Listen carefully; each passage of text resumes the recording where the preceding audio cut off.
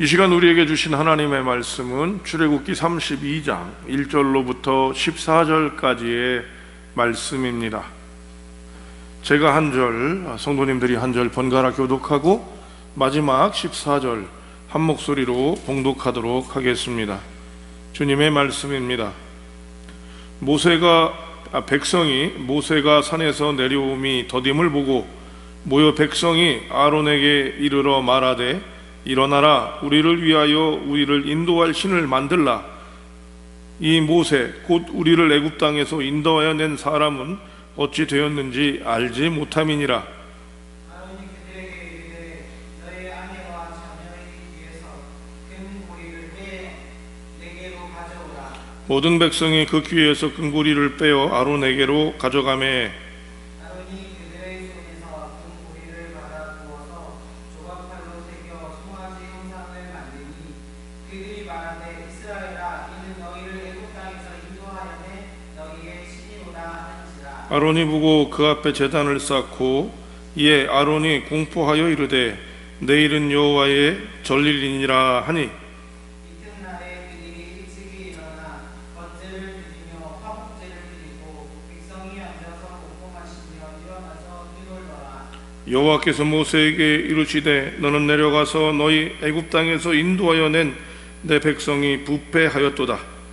그들이 내가 그들에게 명령한 길을 속히 떠나 자기를 위하여 송아지를 구워 만들고 그것을 예배하며 그것에게 제물을 드리며 말하기를 이스라엘아, 이는 너희를 애굽 땅에서 인도하여 낸 너희 신이라 하였도다.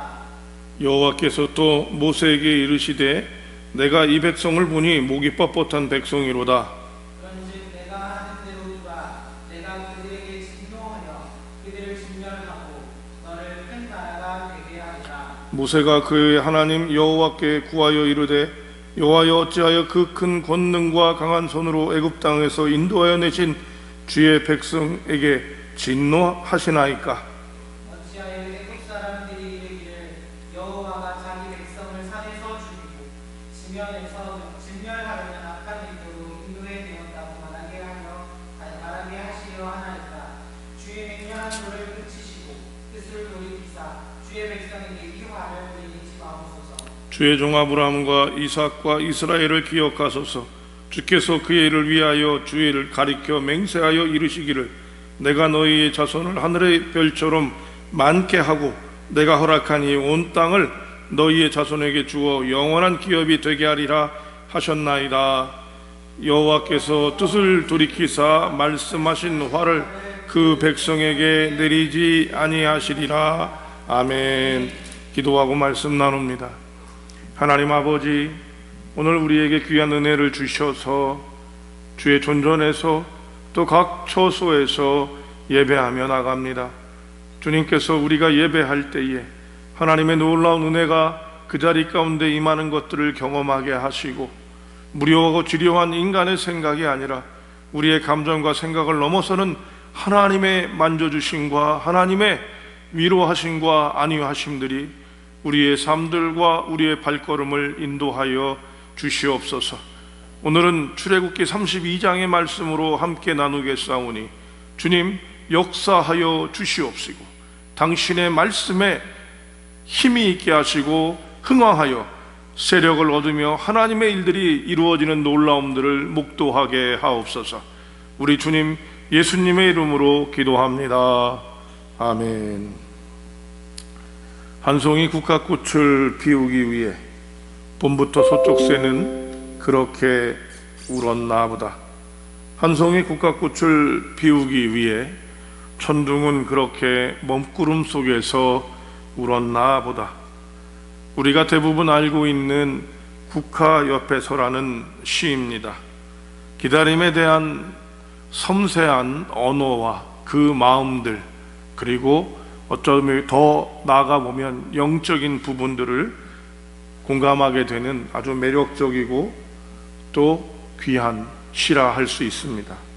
물론 시인이 친일 반민족 행위자라는 모습 비판을 가지고 있어서 아쉬운 부분들이 분명히 있지만 이런 수려한 언어 감각과 시감은 우리나라 현대시에 큰 족적을 남겼습니다. 이 국가협회서처럼 기다림이라고 하는 것들과 이 기다림에 이어지는 뜻모를 천둥과 먹구름 그리고 서쪽새의 울음은 국화꽃과는 상관없는 것 같지만 시인의 모습에서는 함께 어우러지고 그 속에 녹아져서 국화꽃이 피었다라고 말하는 이것은 매우 영적이다라고 얘기할 수 있습니다. 코로나19 사태로 시작되어졌던 목회 서신이 31번째를 맞이했습니다. 가져갔습니다.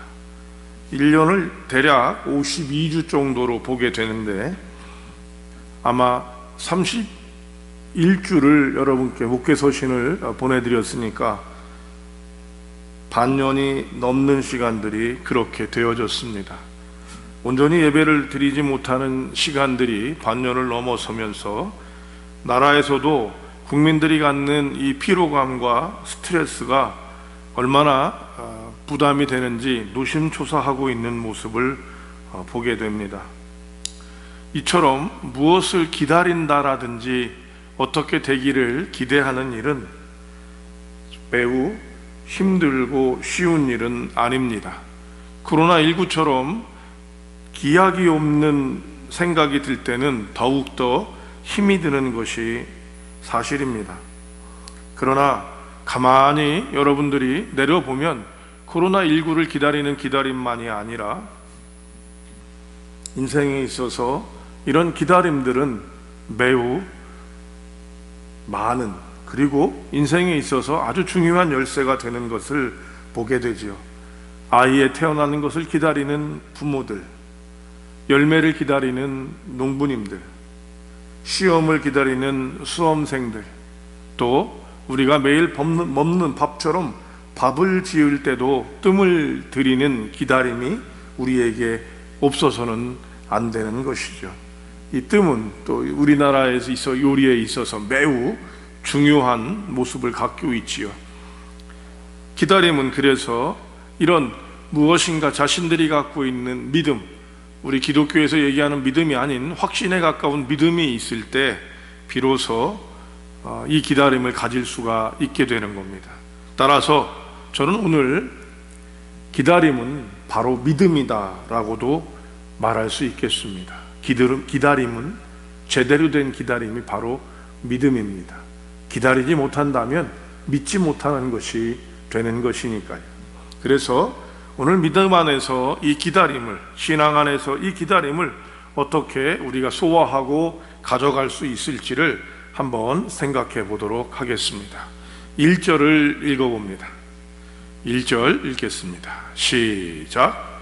백성이 모세가 산에서 내려오니 거짐을 보고 모여 백성이 아론에게 이르러 말하되 일어나라 우리를 위하여 우리를 인도할 신을 만들라. 이 모세 곧 우리를 애굽 땅에서 인도하여 낸 사람은 어찌 되었는지 알지 못하리이다. 아멘.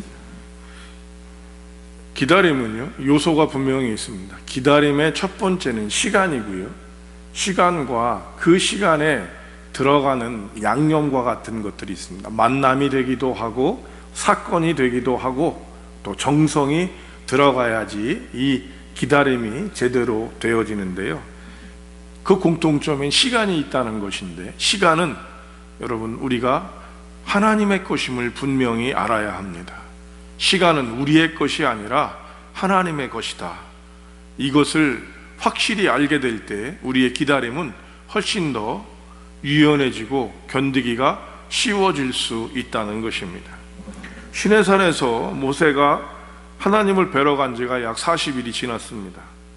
연락이 되는 것도 아니고 오늘날처럼 핸드폰을 할 수 있는 것도 아니고 영상통화가 되는 것도 아니며 더욱이 찾아 올라갈 수도 없는 곳입니다. 오늘날도 신화산 성지순례를 가보면 우리 일반 사람들은 시내산을 올라갑니다. 그런데 유대인들은 시내산으로 올라가지를 않아요. 성산이기 때문에 올라가지 않고 그 맞은편 산을 올라갑니다. 거룩성이죠.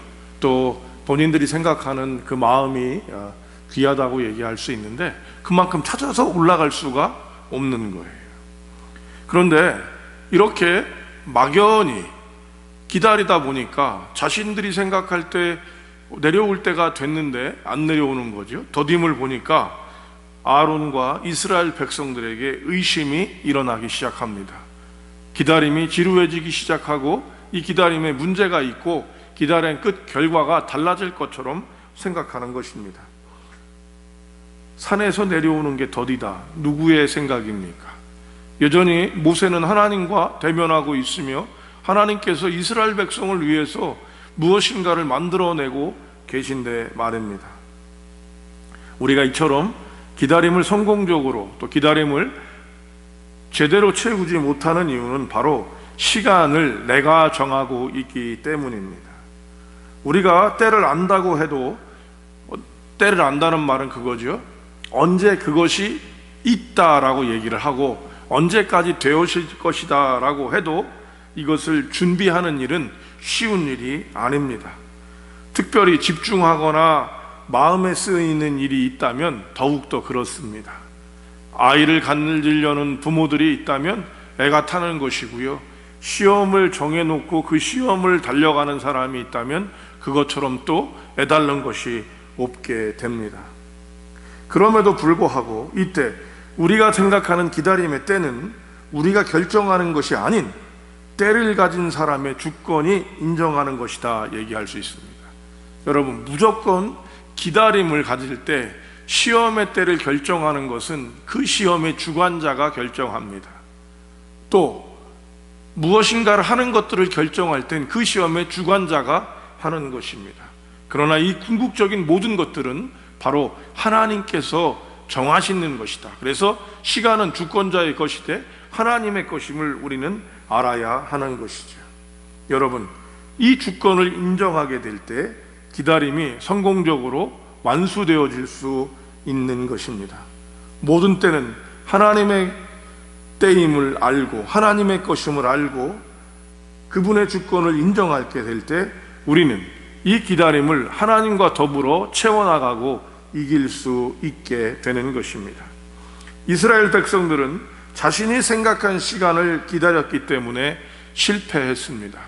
이런 사람들이 한 분이 있는데요, 한번 찾아보도록 하겠습니다. 마태복음 25장 2절입니다.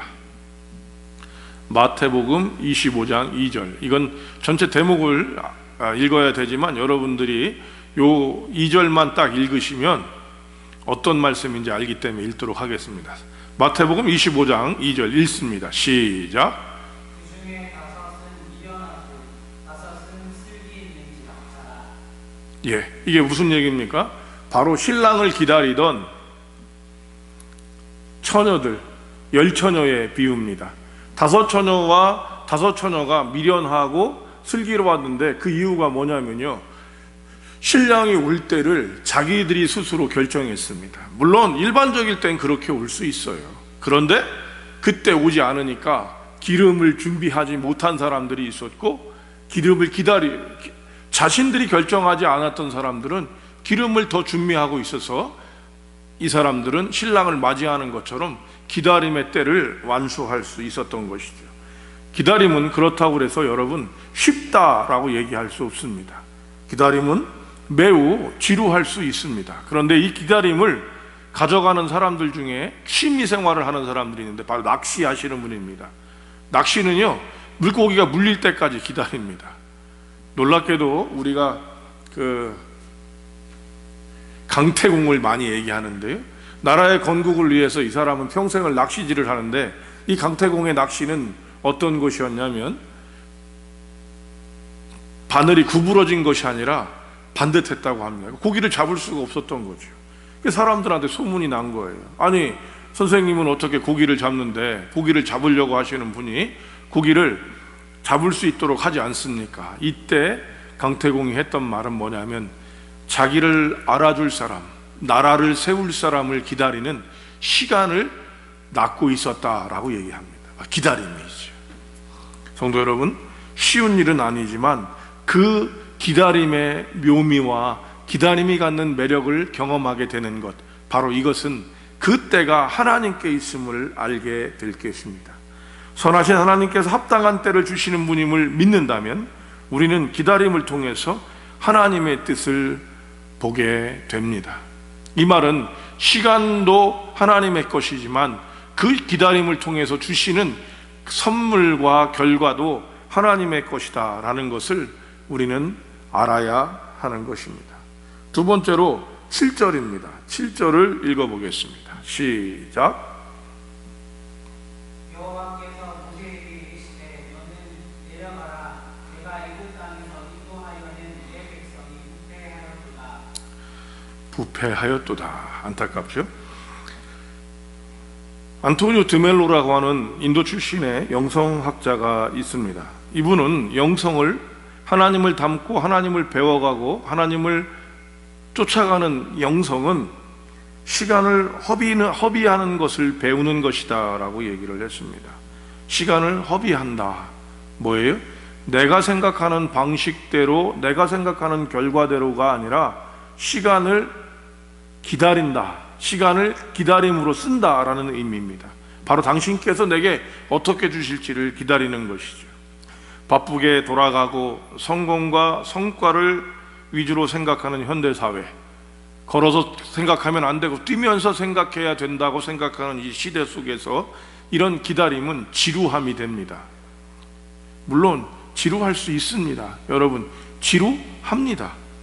그러나 이 지루함을 넘어서게 될 때 비로소 우리는 그 시간을 투자한 무엇인가를 경험하고 그 한계를 넘어설 수 있게 되며 바라는 것들과 보이지 않는 것들의 실상과 증거를 보게 되는 것입니다. 오늘 아론은 이 시간을 채우기 위해서 다른 행동을 합니다. 숫송아지를 만드는 것이죠. 이 숫송아지는 농사를 짓는 문화 속에서는 굉장히 중요한 뭐가 되죠? 가축이기도 하지만 더 넘어서서 우상이 되는 일들이 벌어졌는데 아론은 어찌된 영문인지 자신들에게 있는 귀한 것들, 귀금속들을 가져다가 숫송아지를 만들게 됩니다. 성도 여러분, 어려울 때 내가 할 수 있는 일을 하는 것은 아주 유익하고 중요한 일입니다. 그러나 기다리는 가운데 기다림을 대신하고 다른 것들을 하는 것은 결코 좋은 일이 될 수 없습니다. 아론과 이스라엘의 숫송아지를 만드는 것을 보고 하나님께서는 뭐라고 말씀하십니까? 이들이 부패하였다, 상했다, 더럽혀졌다, 손상됐다고 말씀하십니다. 여러분, 쌀이 밥이 되게 하기 위해선 쌀을 물에 넣고 압력과 온도를 통해서 되어질 때까지 기다리는 것입니다. 먼저 꺼내거나 다른 방법을 쓰게 될 때 밥은 밥이 될 수가 없는 것처럼, 여러분, 압력과 열을 가한 후에 기다리는 것처럼 요리에서의 기다리는 행동 이외에 다른 행동을 혹시라도 한다. 콩나물을 여러분이 익히는데 이 콩나물이 익었나 안 익었나를 계속 열어보거나 다른 행동을 하게 될 때 콩나물이 비어지는 일이 또 벌어지고 이렇게 됩니다. 이처럼 우리가 하나님의 일 가운데서도 기다림을 필요로 할 때는 그 기다림을 온전히 충실히 행하게 될 때 우리가 무엇인가를 할 수 있게 되는 것입니다. 선생님 한 분이 아이들에게 과제를 냈습니다.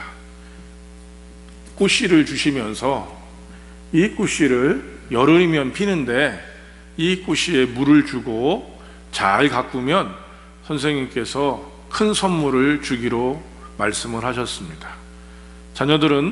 아이들은 그 화분, 꽃씨가 심겨진 화분을 가지고 나가서 물을 주고 싹을 틔우려고 노력합니다. 열흘이면 꽃이 핀다고 그랬는데 하루가 지나도 아무런 표식이 나지 않습니다. 이틀이 지나도 아무런 표식이 나지 않습니다. 그러자 아이들은 엄마에게 묻습니다. 선생님이 물을 주면 된다고 그랬는데 이 물을 줘도 아무런 반응이 나오지 않아요. 엄마들은 여러 고민을 하면서 자기 아이가 혹시라도 문제가 생기고 잘못될 수 있다는 생각을 가지면서 아이들 몰래 또 아이들이 거기에 새로운 꽃씨를 심어서 물을 줍니다. 놀라운 일은 열흘이면 꽃이 핀다고 그랬는데 이 꽃씨를, 다른 꽃씨들을 심자 열흘이 아니라 하루 이틀 싹이 나기 시작하고 일주일 만에 꽃들이 만개하는 일이 벌어졌습니다. 모든 아이들이 다 그렇게 했지만 한 아이는 물을 계속 주는데 일어나지 않는 거예요. 야, 얼마나 애가 타고 얼마나 낭망이 됐겠습니까? 그리고 선생님께서 얘기한 열흘이 되어서 아이들이 가져옵니다. 여러분, 빨간 꽃, 파란 꽃, 노란 꽃, 하얀 꽃, 모든 꽃들을 가지고 아이들이 왔지만 그 반에서 유일하게 한 아이만 똑같은 화분, 아무것도 없는 화분을 가지고 왔습니다. 선생님이 누구에게 상을 줬을까요? 바로 그 아이에게 상을 줬습니다. 왜? 바로 꽃씨는 꽃이 필 수 없도록 선생님께서 한번 물에다가 삶아서 꽃씨를 죽여서 줬기 때문입니다. 선생님은 얘기합니다. 무엇인가를 바라고 무엇인가가 이루어지는 이 시대 속에서 나는 여러분에게 열흘 동안 정직의 꽃을 피우게 하려고 여러분에게 이것을 맡겨놓았습니다. 그래서 이 화분에는 아무런 것도 자라나지 않았어야 하지만 정직이 활짝 필 수 있었습니다. 그런데 안타까운 것은 우리 학급에서 한 아이에게만 정직의 꽃이 활짝 피었습니다 라고 얘기했습니다. 성도 여러분, 오늘도 우리는 예레미야서의 말씀을 함께 나누며 이스라엘 백성들이 어떻게 많은 그릇된 행동들을 열심히 하고 있는지 우리는 보게 됩니다. 우리가 기다려야 되는 것들이 있습니다. 코로나가 언제 끝날지 많은 얘기들을 하고 있지만 우리가 결정했던 시간보다도 더 해나가며 내년까지도 기약할 수 없는 상황이 된다고 합니다. 그렇다면 하나님께서는 우리를 무엇을 원하고 계실까요? 우리의 생각이 바뀌길 원하며 우리의 굳었던 마음들과 형식에 빠졌던 마음들 다시 돌아보고자 하는 것이 아닐까 생각해 봅니다. 하나님께서는 오늘도 우리를 기다리십니다. 하나님도 오래 참으십니다. 우리가 하나님을 닮았다는 것은 기다리는 사람이라고 하는 것입니다. 다른 것을 하지 않고 하나님께서 우리에게 보여주신 길과 뜻을 따라서 기다리게 될 때, 때때로 힘들고 어려운 과정을 넘어서서 하나님이 주시는 선물과 응답을 우리가 가져가지 않을까 생각해 봅니다. 따라서 기다림은 하나님의 뜻이며 선물입니다. 기도하겠습니다. 하나님 아버지, 오늘도 우리가 무엇인가를 바라고 또 기다리며 나갑니다. 많이 지치고 낭망되는 것들이 있으며 코로나19의 사태로 더욱더 힘이 드는 모습들이 있음을 고백합니다. 그러나 주여, 오늘 본문의 말씀도 결국 이스라엘 백성들은 큰 과오를 범하며 큰 어려움을 겪게 되는데 우리가 이 말씀을 보면서 우리는 이 기다림이라고 하는 것이 무엇인지를 다시 한번 가져가며 성숙된 믿음으로 하나님 안에서 기다리며 때를 이루어 나가는 자들이 되게 하여 주시옵소서.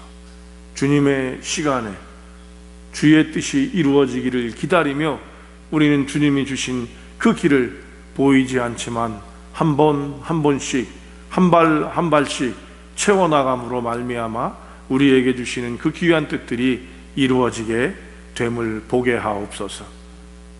믿음은 바라는 것들의 실상이요 보지 못하는 것들의 증거라 하셨사오니 하나님, 그냥 갑자기 이루어지는 것이 아니라 뜸을 들이고 정성과 우리의 발걸음들이 들어감으로 말미암아 이루어지는 것들을 믿고 한 발 한 발 내디디며 승리하는 종과 믿음의 백성들, 우리 교우들 되게 하여 주시옵소서.